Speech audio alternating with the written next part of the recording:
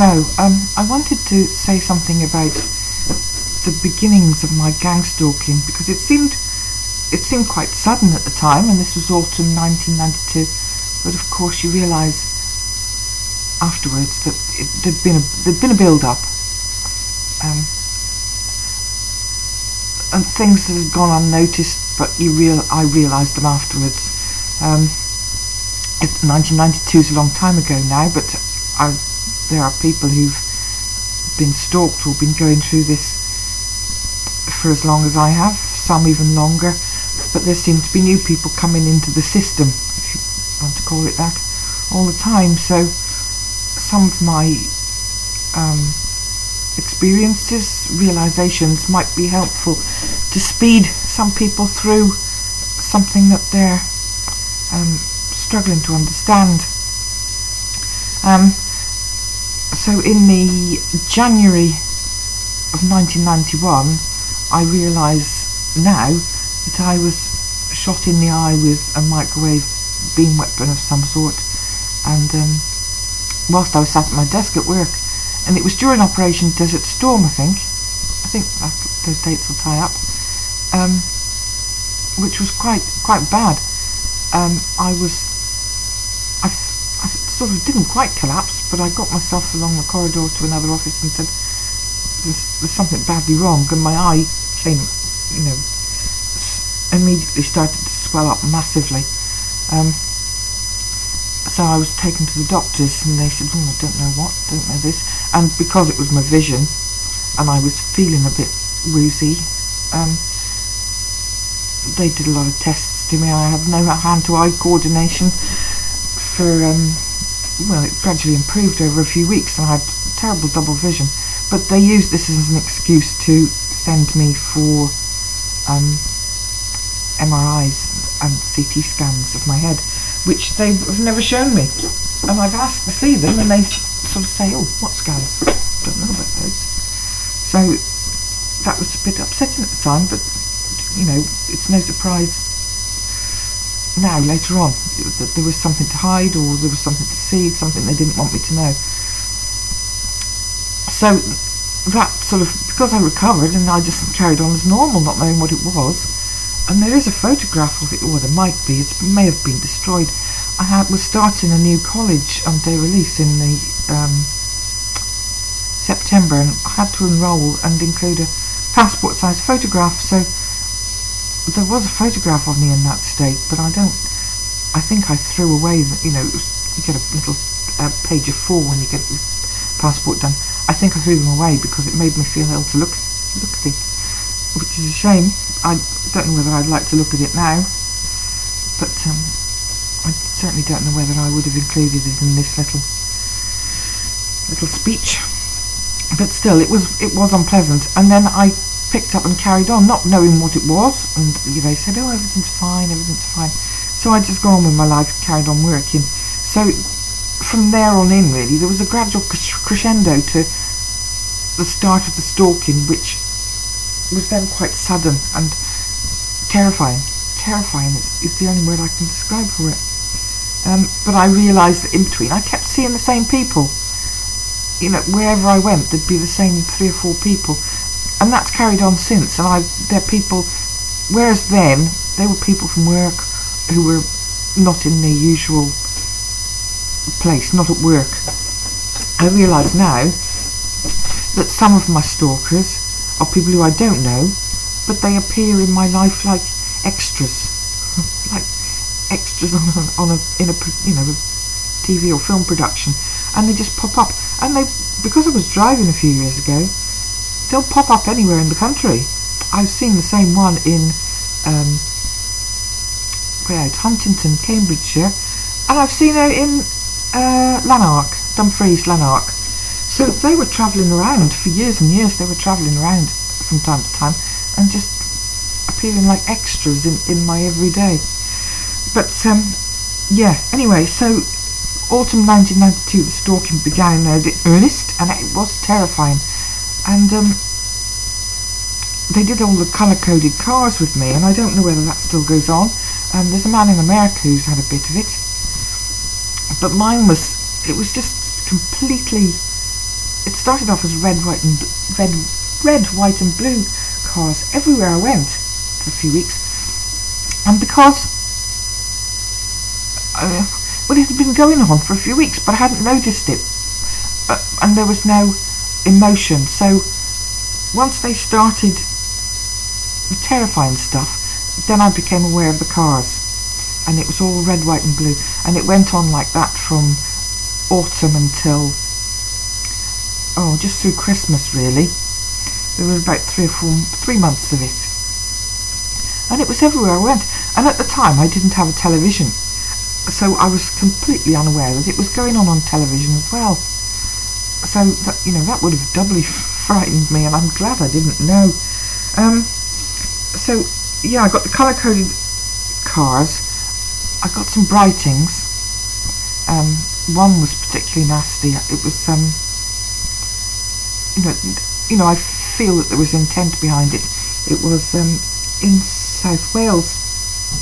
The road is sort of narrow and twisty along by Tintern, and there'd been a lot of rain and the river was swollen, and it's sort of, you're going along the side of the river, quite close to the, up above, but quite close to the edge of the river. And I met a car, and it had got like spotlights on the roof, as if it was one used for sporting, night hunting, rabbiting. So yeah, he switched all his lights on a bend in above Tintern as I was coming the other way, and yeah, that really, there was intent. I think they really did intend to get me in the river to go off the road. And then there was the what they call street theatre.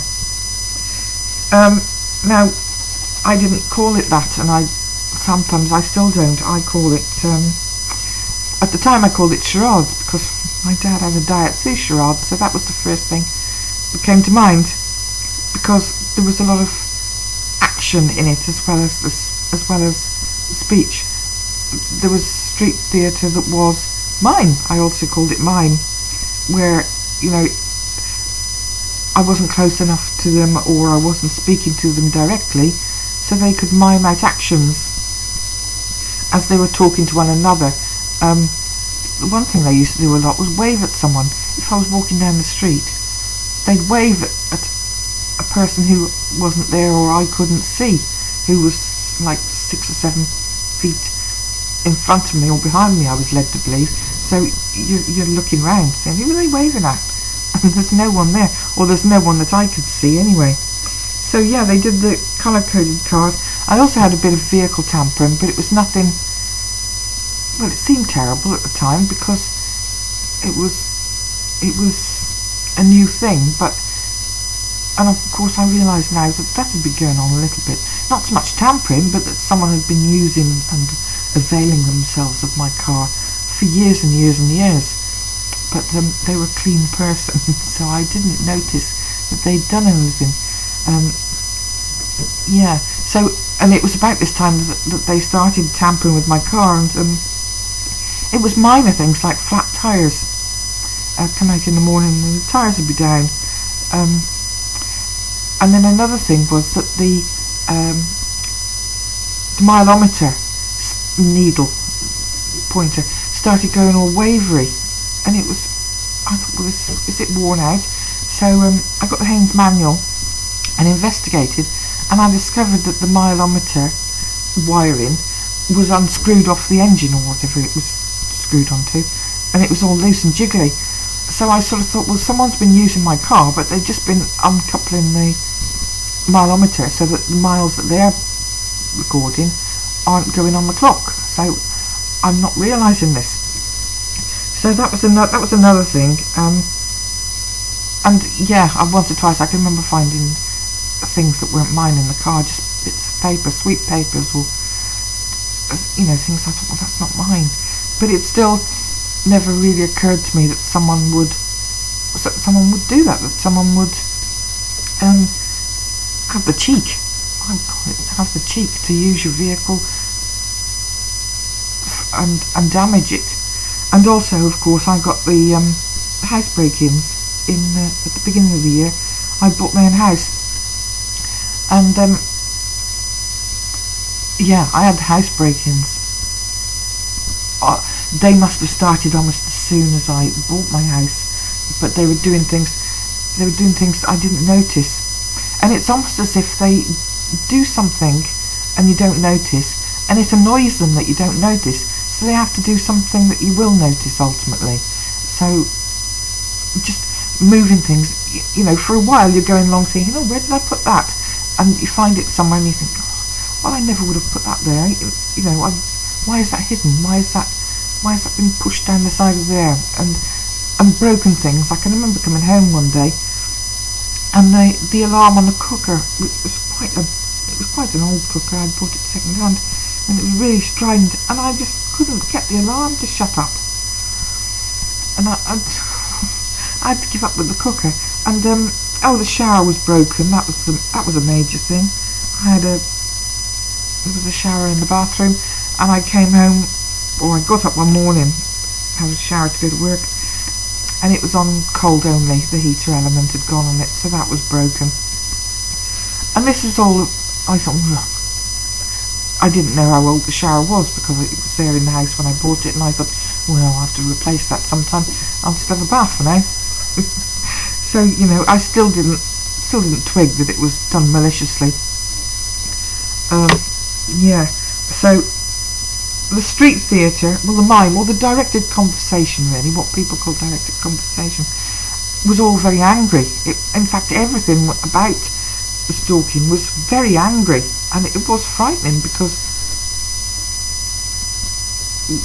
why would you expect that to suddenly start happening? And so I thought, well, it's a play on words. If it's mime, if people are miming or charades, it's a play on words. And I thought, well, that's crosswords then. And I was sort of working it out that way. And I never have done crosswords or word puzzles in magazines much, so I had to get myself up to speed quite quickly. And it started to make a bit of sense then. And I found all sorts of things, because once they've heightened your awareness, you can notice all sorts of things that you wouldn't have noticed previously. I think the most standout experience I had was that I found the telephone number from where we used to live when I was a child in the 1960s was on a pillar in an underground. It was a war film on TV, and there was an underground base where they were building V2 rockets, I think it was, and the telephone number of our early childhood family home, the landline, was on the wall in this film production. And that was, as far as I'm aware, I've got no connection to the film industry, and nor has anyone else in the family. So these things were quite frightening, because if you've not been an attention seeker and you've just been going along doing your thing, working in an office, I was, get up, go to work, go home, go out socially, maybe sleep. And if you've not been doing things to attract attention to yourself, to suddenly have a system that puts all the attention on you and makes you feel like you're special in a negative way is very, very frightening, even without factoring in the radio waves. So as people's understandings of how gangstalking works has evolved, we now know that they're applying radio waves to us, microwaves, various lengths of waves. So they were using, all of our emotions can be governed, or our awake and sleeping state can be governed by radio waves. So if they're directing a particular wavelength at you, it can have an effect on you and an effect on your thoughts. So they were using whatever wavelength abject terror is on me. I'm really, I can understand that it's possible for people to die of fright. I can remember the one day I was sat on the stairs just because I felt that everyone was looking at me and I wasn't used to have any kind of attention, so I was sat on the stairs because it was a place where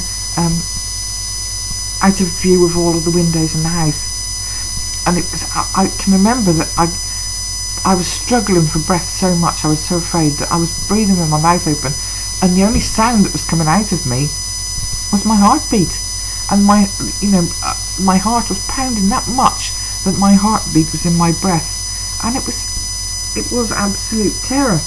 I can't describe it in any other way. Completely exhausting, but you're too frightened to sleep. So, like a lot of TIs, I tried to capture this in photographs.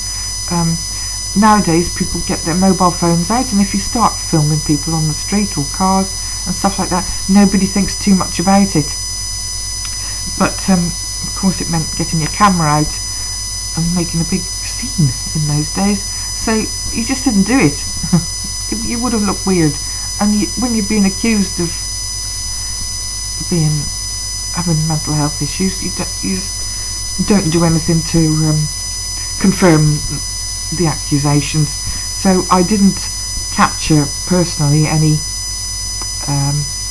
of the colour-coded cars or the writings myself, but I was having the sense straight away that it was something coming from the sky, and I also pretty soon had the idea, even though I had no idea what the technology was, that they were able to see what I was seeing, so that they could look out of my eye in some way, or that someone was looking over my shoulder, someone was watching my every move.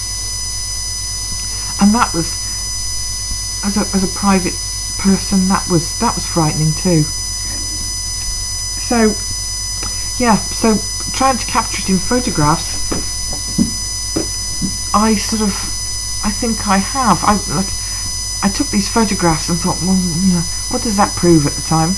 But when I look at them now, I think, well, yes, it does, because there's sudden orange flashes in the photographs. So that's, my camera's still capturing infrared, I think, or some kind of different wavelength that has affected even 35mm film. That's how strong they were. So I've got some photographs. I had a sense that it was coming from the sky. So I took 1 or 2 photographs of the sky. Some of them make no sense at all, even now. But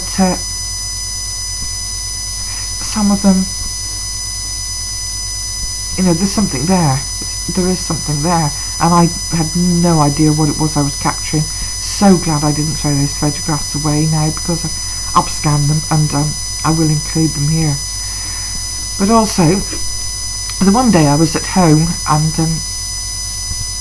I was being absolutely terrified for no good reason. Just so frightened, you just want to get into a corner and curl up. And I had the sense, I was in the kitchen, I had the sense that there was something there. So I took a photograph, and it's nothing, it's just a cockeyed view out halfway out through the window. I took another photograph, and I can see that I'm so frightened and the camera's shook. And then I took a third photograph, and there's a little, I can see this now because I can zoom in, but I wouldn't have seen it at the time. There's a little bright speck on it, and now that I can zoom in, I can see that it is what I've uploaded in recent years, from photographs I've taken in recent years, and it's what I've put in my upload called The Fly in the Sky, and it's in the kitchen with me. So I don't know whether that's a projected image or a real thing, whether there was some kind of minuscule drone in the house with me, or whether that's an image being projected by a beam from outside, the beam that's making me frightened. I don't know which, but I'll include those, and I'll put a zoomed in version on there. So I was absolutely terrified, but I think it sort of constitutes proof now that there was something strange going on. I think I'm at 19 minutes already, and I've gone off my script. So I think this might be a two-parter. I'll just have to have a look through my notes and see if, in the light of what I've already said, anything's relevant or not. Yeah. So whilst they were making me feel as if it was all about me, and that I was some sort of an attention seeker, or that I wanted to be seen, or that I was that my life was all about myself and that everyone else should pay attention to it, in actual fact it was about one of these people who've circled round. They've been in my life at one point as one person, they've gone away for a few years and then come back as another person. And there's also the element of twins and cousins, I suppose, or some kind of line breeding, I don't know, people, lookalikes. So the sort of the stalking, the terrifying aspect of the stalking was, it was something like, do you notice anything different about me? And it was about someone else.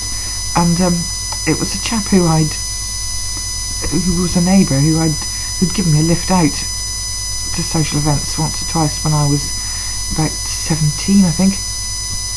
And all of a sudden he got married and I hadn't seen him for years, even though he still lived quite close by. And then all of a sudden his completed application form was on my desk at work, and he was on the payroll, and he was in the pub. I used to go down to the pub sometimes on my own. It was just a real pub, nothing threatening that I could perceive there. It was just, people used to go to the pub in those days and just have a nice time. So, and he was there all of a sudden, but it wasn't the same man and that I had been out with when I was in my late teens. But he didn't bother to tell me that. I called him by the name I knew him by. He answered. He talked about the same things that the other person, the original person, would talk about. They obviously knew each other, and that this was some kind of a joke. The fact that I didn't notice the difference between them. Ultimately he insisted that I should know the physical differences, which stopped me going out, stopped me trusting, stopped a lot of things. And I used to go out cycling as well at the time, and I had this, they started the terrorism, you can't call it anything else, but they started the terrorism about walking about the farm and cycling. And the cycling thing was that they used to have cars, they used to have a purple Mini, it was on quite a few occasions, used to come and sort of not slow down going past me on a country lane and be a bit too close for comfort and just whiz past a car, you know, a car full of people. And they also used to make me think that I was going to be shot. That was quite a big thing, and that was pure telepathy. I'd always walked about the farm on my own, farm, parish, neighbouring area, all get in the car and go for a walk further afield. And yeah, they made me think that there was someone watching me, that there was always someone in the woodland bordering where I was walking, and that I could be harmed, and terrible things. And I'm wondering if people have got different pain thresholds, and I'm wondering if people have got different terror thresholds, and someone else might have just breezed through what really did terrify me.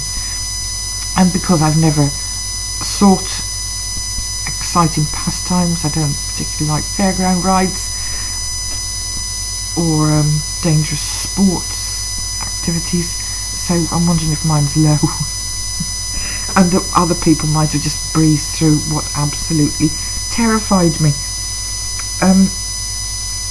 So I don't remember or recall a lot of what happened in those few weeks, and it must be what we now call missing time, because I do remember they got a late night. You had to get an extension for the pubs in those days if you were going to be running on late past closing time, and they'd got an extension for some kind of a party. I can't remember what the event was. It was a 60s night. So I went down there and I thought, well, I'm going to have a drink tonight, so I'm going to walk home. It was only about a mile away, as the crow flies, to home. So when when it sort of started to get quiet at this party, I thought, well, I'm just going to slip away now. And I wasn't badly tipsy, but I just snuck out to my car, got my wellies on, and set off for home. And I must have left the pub at about 12 o'clock, 12 at night, and I didn't get home until dawn was coming in. And this was in like November, so the days were shorter. So there was a lot of something happened there that I have absolutely no recollection of. I can just remember getting home and thinking that was the first time I noticed it, and I can remember getting home and thinking, oh, what happened there? And going to bed and not feeling any different, any worse, any better when I got up the next day. And so I think that was, there had been missing time before that, but because there's this attention seeking element in it, they had to do it in an exaggerated form so that I would notice. So that was another thing that happened before the stalking began. I mean, now I have missing time once every 2 weeks or so, and it might be a lot, it might be just, just think, oh, where's this evening gone? Or it might just be that I don't remember getting from one room to the other, and where, I haven't got a clock on the wall, so I don't notice it. And if I've got missing time, I've got missing items. So that was how it all began for me, and it was really, really frightening. And it went on. It stayed like that until into the new year. And then for the next how many years, up until 1995, it was just abject misery with the car tamperings. Nothing in life would go right. I lost my job, I got a mortgage. I struggled to get another job, and then I get a job that I didn't like, and it wasn't the job that I didn't like, it was just that my social life was, my not social life, my outside life was just impacting on the way I could perform at work and enjoy everything. Everything that I enjoyed was being spoilt. So I couldn't go for a walk without feeling frightened, I couldn't go cycling. So my pastimes, my life, my hours outside of work were being made a total misery. So of course I didn't feel very happy at work. But that was how it all began and carried on for me, and the vehicle tamperings. And people who suddenly befriend you, that's another thing. I had a couple of people who suddenly got all pally with me, and having not had close friends for a lot of my life, I thought, well, I found it a bit annoying, quite frankly. I thought, why is this person suddenly so gushy and friendly? And of course it's because they were part of it. And I just kept thinking, well, I won't make contact with them, I'll leave it. But now they kept, oh, come to this, come to that, come to the other. And they were part of it. They were keeping a straight face, I suppose, whilst they were with me, but laughing behind my back. So, yeah, I think I'm going to make this part 1 and then go on in the next bit, make a part 2, and generally speak about what I've discovered since, about how, to the extent to which we can be controlled. So yeah, that'll be part 2.